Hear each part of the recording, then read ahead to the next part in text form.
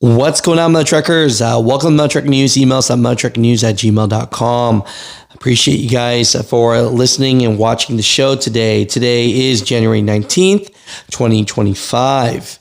Right? Tomorrow, Trump's coming in. We'll probably live stream that for all the truck drivers requesting for that. But yeah, it's going to be definitely a change.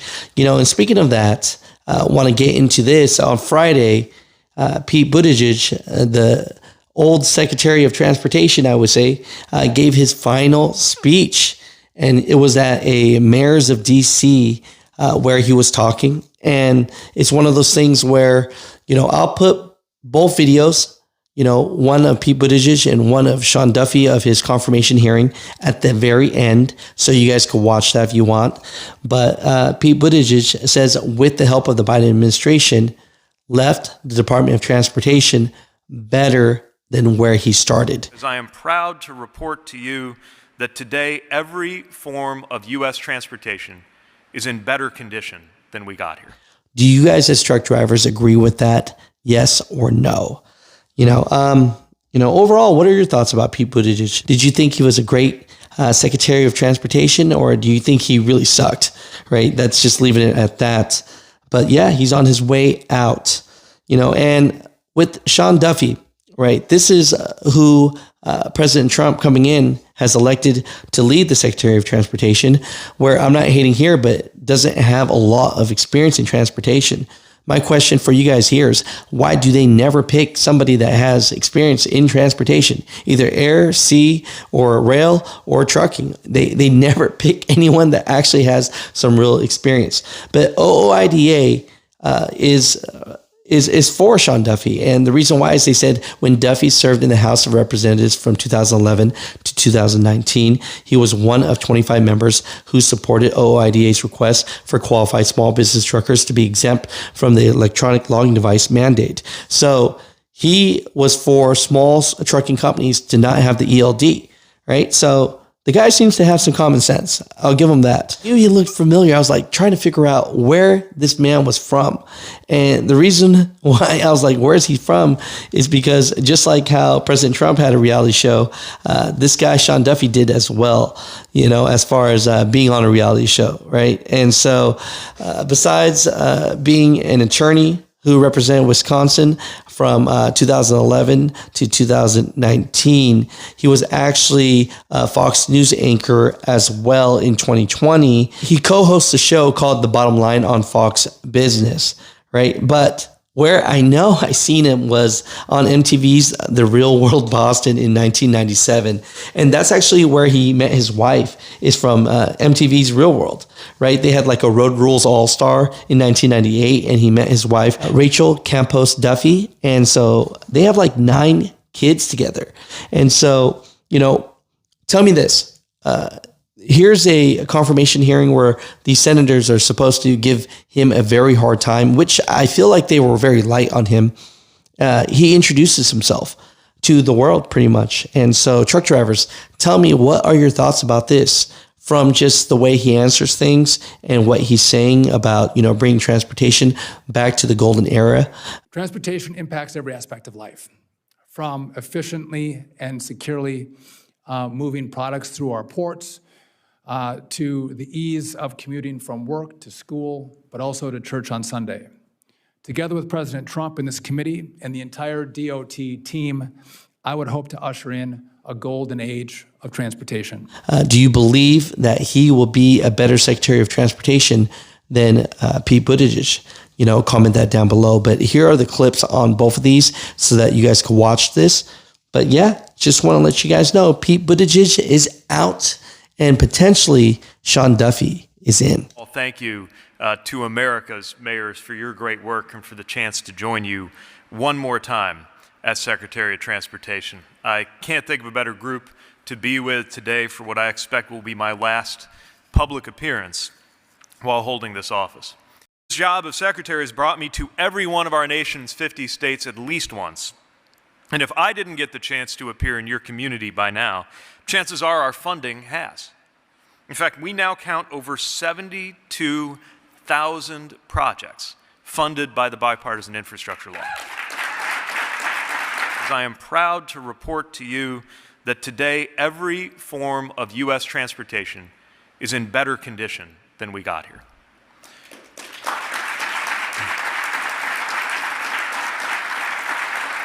Now, of course, when we got here, things were in terrible crisis. COVID had created the most intense and complex set of transportation disruptions since 9/11. Airlines were at risk of collapse. Supply chains were obstructed. So much was going wrong.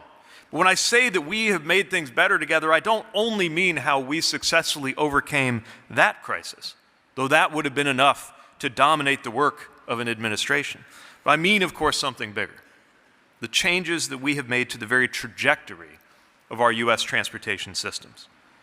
The trajectory of our built infrastructure is that it is at long last getting better and not worse. The backlog at long last getting smaller and not larger.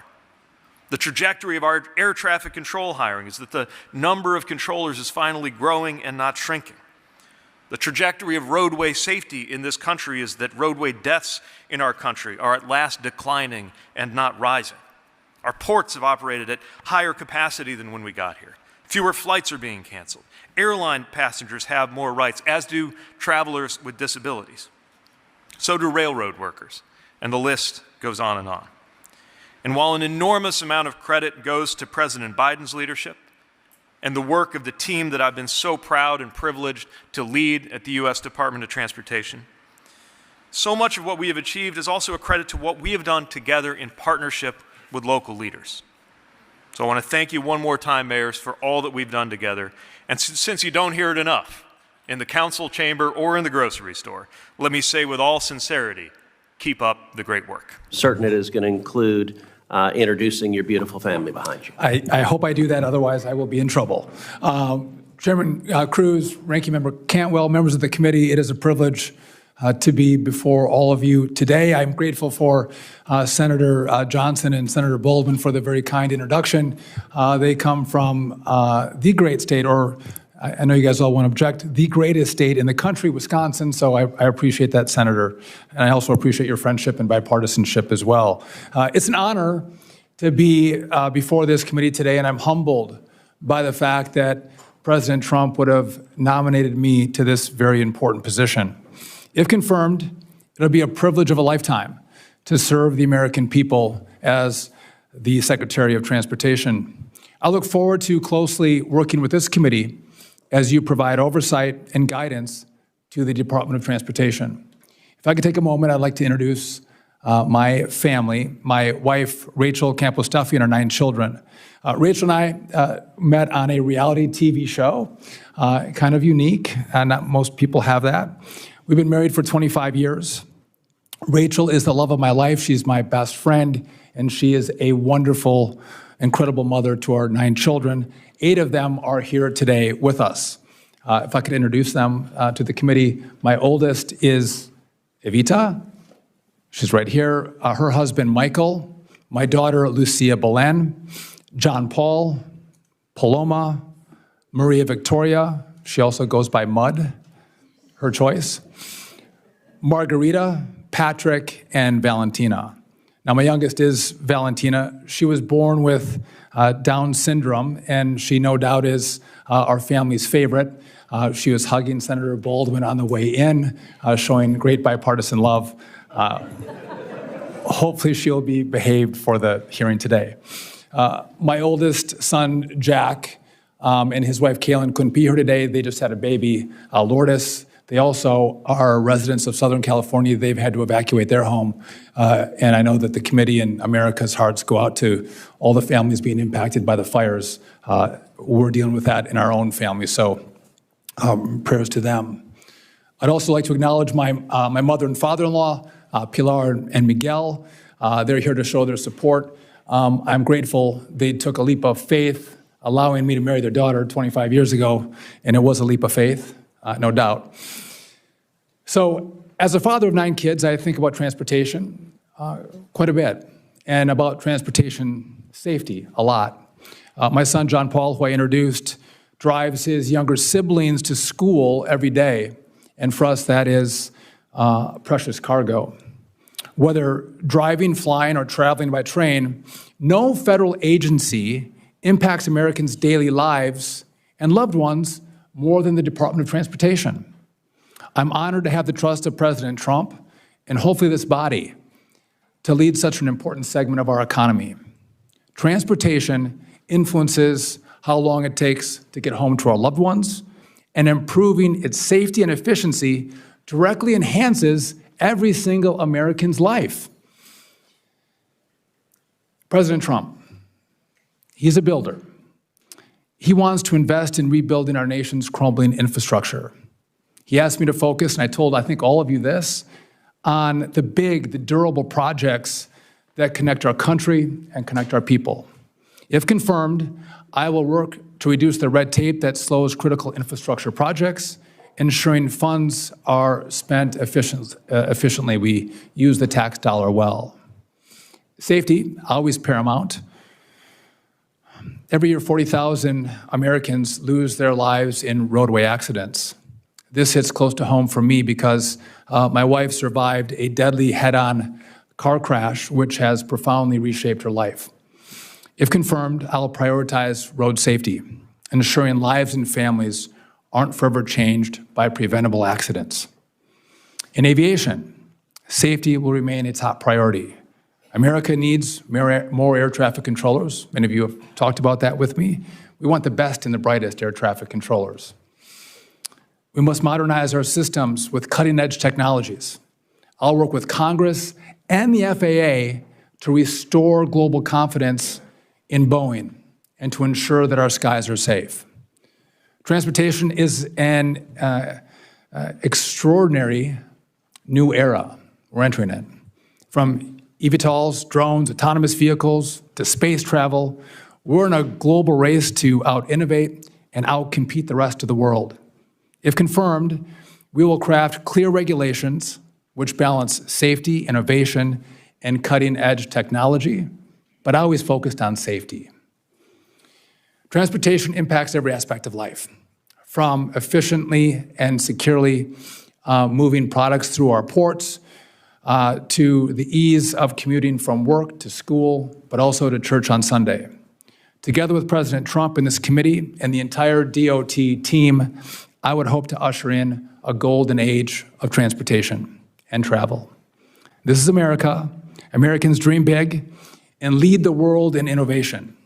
If confirmed, as Secretary of Transportation, I will work tirelessly to make travel in America more efficient, more comfortable, and safer. Americans deserve to have travel experiences that make all of us proud. So I want to get to work with all of you and the staff at the DOT.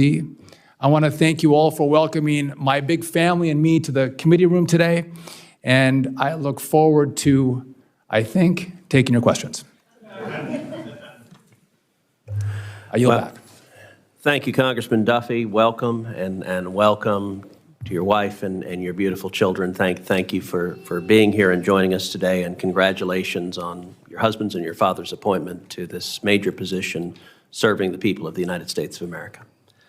We'll now move to questions. Congressman Duffy, let's just start with a broad question. If confirmed as Secretary of Transportation, what would you want you and your administration's legacy to be when it comes to transportation and infrastructure? I appreciate the question, Senator. That I had a legacy of improving safety.